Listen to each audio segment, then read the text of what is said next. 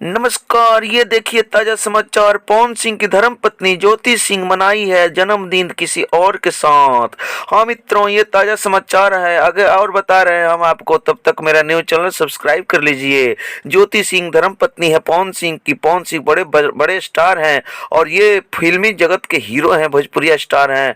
और इनकी धर्मपत्नी ज्योति सिंह जो है, ज्योति सिंह अपना जन्मदिन किसी और के साथ मनाई है। ये देख लीजिए, फोटो वायरल हो रहा है।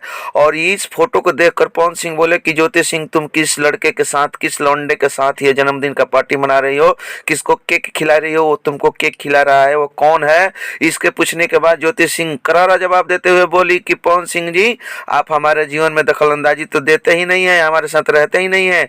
कौन आता है, कौन जाता है, कौन पार्टी मनाता है, आपको इससे कोई मतलब है नहीं है।